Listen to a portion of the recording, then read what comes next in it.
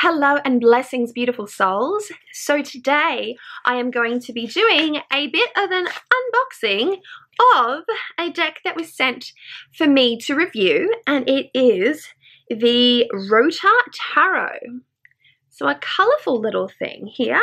And the ROTA Tarot, this unique visionary deck, takes the practitioner on an alchemical journey through the Kabbalistic tree of life, largely inspired by the BOTA and Golden Dawn mysteries. This deck is imbued with vibrant color schemes and traditional symbolism, providing the practitioner with meditative and divinatory experiences enriched by the ageless wisdom of Western esoterica. Interesting. So here is the backing of the deck itself. It's tiny. Look at my hand. Like I'm known for tiny hands. It's tiny. It's like tiny tarot, but tiny. So let me see if I can in fact open this up, because I might have some trouble. I'm looking around for like something to aid me. Oh, you know what? Maybe I've got something in here. No, just crystals. Nothing that I could use as a tool. I just used my teeth and it wasn't a good experience. Okay, so you've got this kind of Rider-Waite-Smith yellow theme going on here. It might be a little cooler of a yellow, but, and I mean that as in tones, cooler and warmer tones. My daughter's favorite color is yellow. Okay, so you've got a nice little tuck box here. I always appreciate it when they go a little bit lower on that side to just help you take it out of the box. It's the little things sometimes, it's the details, right? So we have 3 cards here that are the ROTA Tarot. Okay, so they're your, it doesn't come with a guidebook, so this is your keys. These are your keys. So they're very, very minute printing. If you have trouble seeing small print, you may need a magnifying glass. So there you have it. That's the essence of a guidebook there in 4 cards. So let us move through this. Here we have, well, let's have a look at the backing first and foremost. This psychedelic rainbow backing is really fun on the eye. Like it's quite inner child color palette right there. And we're going to have a look just very quickly at the tone. So we've got color coordination happening here. So obviously individual colors for the majors, and then you've got pentacles, you've got swords, you've got cups, and you've got wands there, all color coordinated. So let's just have a quick look at the majors, because I'm interested in the color palette for the majors. And so we have the Fool, Magician,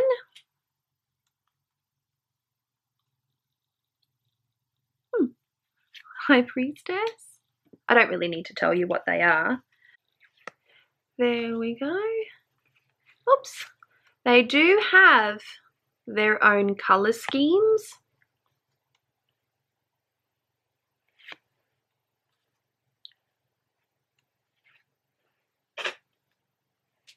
Let me look at this strength. Interesting. So intelligence of the secret of all spiritual activities. Interesting.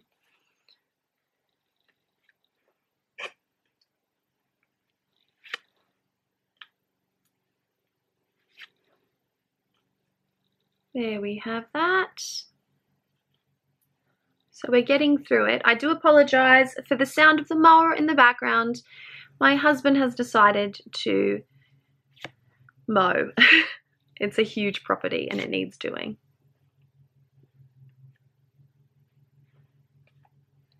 There we go.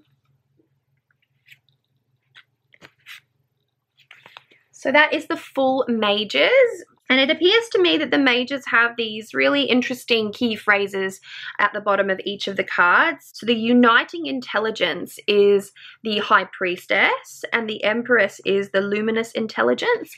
And so they're very interesting. I'm quite taken by them. And the constituting intelligence for the Emperor, the triumphant and internal intelligence for the Hierophant. So I like that. I like that approach. I think it's interesting, and I would like to see how it flows in a reading. I would dare say it would give you a really sort of like deep spiritual type of reading, but whether or not it will give you a great like love reading is yet to be seen. We never know until we try.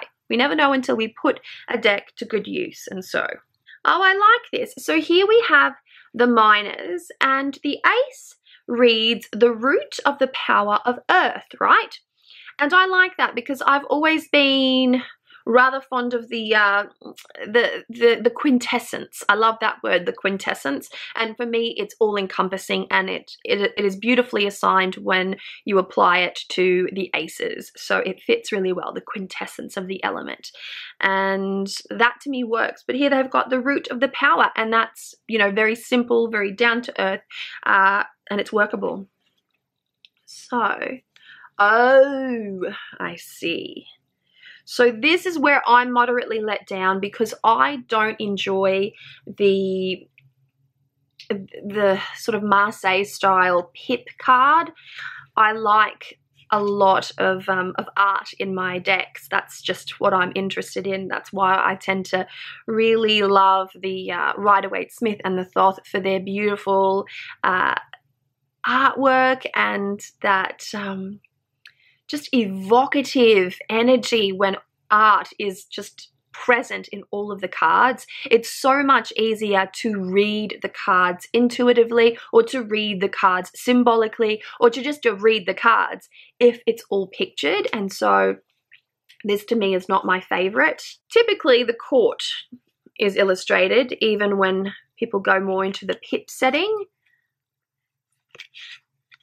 And so I do enjoy, oh, the court is really pretty. Oh, that's nice. Queen of the Thrones of Earth, Empress of the Gnomes. Interesting, interesting. And what do we have here? The King of the Chariot of Earth, Emperor of Gnomes. Interesting. So we have gnomes as the assigned race for the Pentacles. It makes total sense. Let's move on here to the root of powers of air. And then we could, let's have a look at the three. Oh, it just so, it hurts my heart when I see it. Here we go.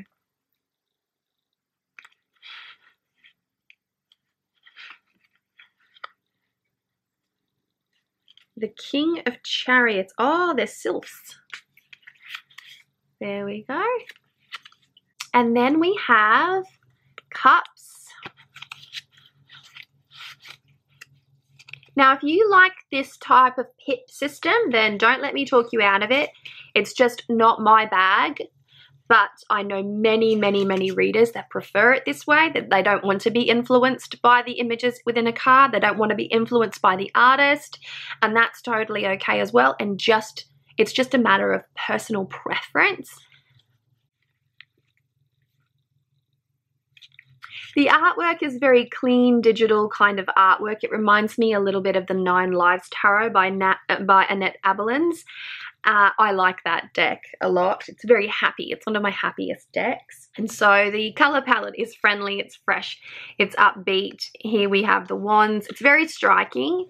And for an individual who, you know, who's using this deck, for instance, there is this instant identification when the cards are color keyed in this way, and so you can lay them out and just by color alone you can differentiate which suit is what, and so makes it very easy. And for the overall view in a reading, so when you lay the cards out and you do your overall view and you start to have a look at the synchronicities and what information is overtly present and missing and all of that, then you can really sort of, that color palette being so prominent can very much aid in that peripheral overview. It is a pip style deck, so that to me is not my personal favorite. I do prefer a deck that is pictorial in nature. That's just my personal preference. This is not to say that this deck is bad or good or otherwise. It's simply my personal preference. So there you have it, the ROTA Tarot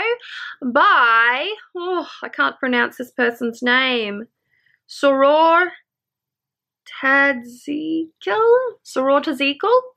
So sorry if I've butchered that name. I most certainly have. So the ROTA Tarot is a very small deck that packs a color variety that is rather enchanting. It's very, very inner child color palette in the back. The cards themselves are color coded except for the majors, which are each assigned an appropriate color dependent on the energy that the artist has chosen to capture within that card. But you've got traditional or typical elemental colors for the minors. The deck is a pip style deck, so they're non-pictorial minors.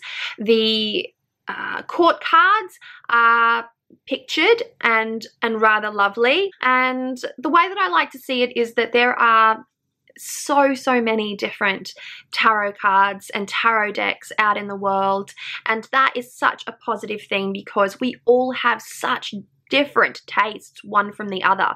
I know exactly what I like. I like a really artistic, heavily pictorial style deck, something where the imagery is very readable, very enticing. That's my personal flavor. And while I do have rather simplistic tarot that I really quite like and I can get a lot out of anyway, that minimalist type of artwork, I've never been a huge fan of the pip style, so that's just my personal preference. But for those who are, you'll probably get a lot out of this deck because it's fun, it's simple, it's small, it's easy to tuck into your bag, to take with you, to marinate on, to shuffle a few cards and to connect with the arcana in a very different way, and that is a positive thing. And for that, I say thank you to the creator of the deck for putting his or her flavor out into the world. And I just assumed she was a woman, but I might be wrong, so I do apologize. But it's always nice when somebody creates a deck and puts it out into the world, and you know, it's just another yummy tarot deck there to you know, end up in someone's beautiful collection. So there you have it. That is the ROTA Tarot, and I'll leave all of the links to the ROTA Tarot in the description box below. Much love and many blessings. Mwah. Bye!